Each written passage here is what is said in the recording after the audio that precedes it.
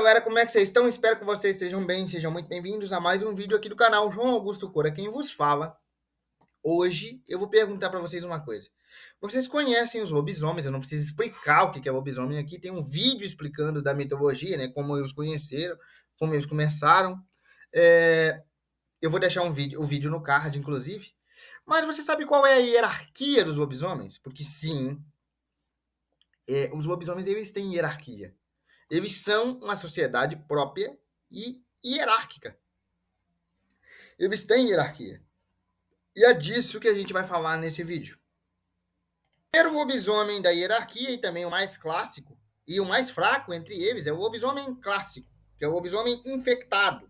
O que é o lobisomem infectado? É um lobisomem amaldiçoado, infectado por outro lobisomem que o mordeu, né? Aqueles que tomam a mordida do lobisomem e sobrevivem são amaldiçoados pela maldição da lua cheia. É o clássico, né? Chega a lua cheia, você se transforma, aquela forma bestial, não sei o quê. É o clássico. Esse é o lobisomem mais fraco da hierarquia, o clássico que a gente mais conhece. O próximo da hierarquia é o lobisomem cálabro, e eu reconheço que antes de fazer essa pesquisa eu não conhecia essa hierarquia, né? Então eu não sabia que existia esse cálabro. O que é o cálabro? O cálabro é uma forma semi-bestial, ou seja, ele é um lobisomem, só que ele aprendeu a controlar a sua forma, ele está entre o humano e o bestial, ele é um híbrido, né? Ele não completa aquela forma bestial e feroz de um lobisomem, né? Aquela forma que não tem consciência e tudo mais, mas ele também não é um ser totalmente consciente. Então ele está entre os dois mundos ali, meio fera, meio homem. Esse é o Cálabro.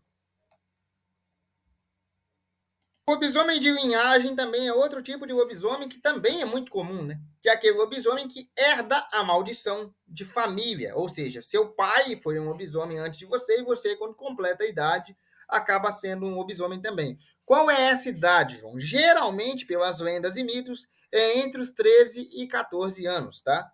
Aí você, na primeira lua cheia, entre 13 e 14, você se transforma em um lobisomem pela primeira vez. E essa maldição ela é herdada, ou seja, alguma bruxa, algum feitiço ou alguma coisa aconteceu que os seus antepassados se tornaram lobisomens. E a partir daí, todo homem da família, quando completa 14 anos, se torna um lobisomem. Esses são os lobisomens de linhagem.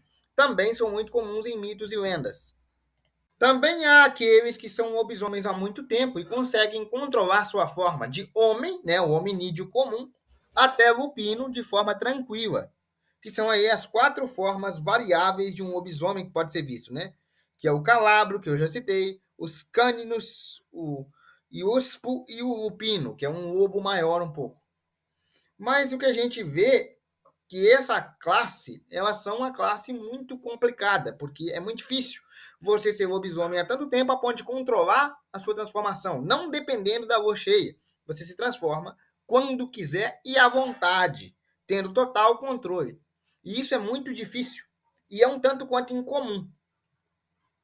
Embora os lobisomens sejam efetivamente solitários, né? Uma pessoa amaldiçoada pelo poder da lua cheia que se transforma em fera não vai querer ter muita companhia. Mas tem aqueles que descobrem que há outros lobisomens, né, na cidade ou nas redondezas e formam uma matilha. E essa matilha ela é organizada estruturalmente. Como é que é a organização estrutural de um lobisomem que encontra uma matilha? Bem, existe o alfa, o beta, o ômega e os soldados. Sendo que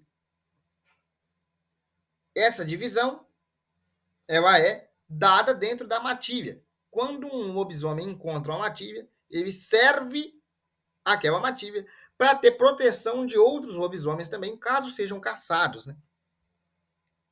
Em uma matilha, o alfa é aquele que lidera, que assume a liderança e é o mais forte.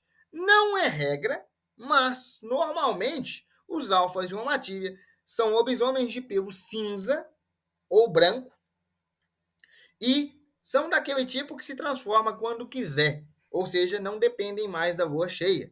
De novo, não é regra, mas normalmente os alfas são de pelo cinza ou branco e eles se transformam quando quiser. O beta é o segundo em comando quando o alfa sai, né? Alfa, beta. O beta é o segundo em comando quando o alfa sai. Quando o alfa sai, os betas assumem a liderança E além de assumirem a liderança, eles são tão brutais quanto os próprios alfa. Embora, normalmente, a pelagem de um beta seja castanha ou negra.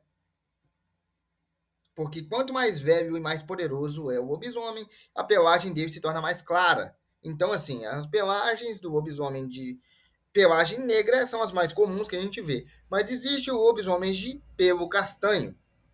E normalmente, esses são os beta. O ômega é um lobisomem forte e seu papel é segurança. Qual que é o papel do segurança? Vigiar. Quando eles são caçados, o ômega é o que fica para trás como bode expiatório para dar tempo dos outros da matilha fugirem. Porque o papel do ômega é ser esse lobisomem que vai para frente. É o lobisomem que vai para frente, que serve até de bode expiatório para proteger o grupo inteiro. O ômega é o terceiro em comando e ele tem esse papel de segurança da matilha, né, no caso. Os demais lobisomens que não estão entre alfa, beta ou ômega são os soldados, que têm o papel de cumprir manada, né, cumprir ordens e atacar quando são necessários. E a maioria dos lobisomens nem se mete a procurar uma matilha. A maioria deles vive em sociedade, escondido, com medo de ser descoberto. E é aquele lobisomem de classe normal que a gente falou lá no início do vídeo. A maioria deles ou é lobisomem de linhagem ou é lobisomem normal. E ambos os tipos preferem viver escondidos em sociedade. Mas quando acham a matilha, vivem sobre o código de lealdade da matilha e sobre a proteção da mesma. E a gente muitas vezes nem sabia dessa ordem que eles têm, né? Que é uma ordem aí sobrenatural, né? Lembrando que cada pelagem tem um significado, tá? Não é, são pelos diferentes, não é simplesmente assim. O lobisomem de pelo cinza, ele tem linhagem real, significando equilíbrio, força e sabedoria. Normalmente, os lobisomens de pelo cinza ou branco representam os alfas, né? São tratados como alfa. Lobisomens de pelagem branca são raros, quase não existe. Representam uma conexão com o mundo espiritual, a sabedoria e a pureza. Normalmente também são alfas. Os lobisomens de pelagem castanha representam uma conexão com as raízes ancestrais. Normalmente são lobisomens de linhagem e eles são ômega. Eles representam ômega ou beta, tá? Eles podem ser beta ou ômega. E os lobisomens de pelagem vermelha são ligados à raiva, fúria e sangue, e representam os ômega, que são aqueles que são mais os sacrificados, né? os berserkers, que vão para a guerra. E os lobisomens de pelagem negra são os mais comuns, ligados à ferocidade, sombras e destruição. E são que mais são comuns, por isso são chamados de soldados dentro da hierarquia de uma matilha, né? Lembrando que não é comum ver uma matilha de lobisomens, porque são seres sobrenaturais que costumam ficar muito nas sombras, né? Ocultos. Eles não querem que descubram que eles são lobisomens. Mas existem sim matilhas de lobisomens que têm essa ordem, essa hierarquia. E isso que eu falei para você desse vídeo é um compilado de mitos. Ou seja, eu compilei mitos e referências literárias. Você vai achar referências de jogos, pode achar referências de livros. Eu compilei várias referências que contam sobre matilhas e sobre as hierarquias dentro delas para criar esse vídeo, tá bom? Galera, eu vou ficando por aqui. Espero que vocês tenham gostado do vídeo. Um abraço, fiquem com Deus e até amanhã.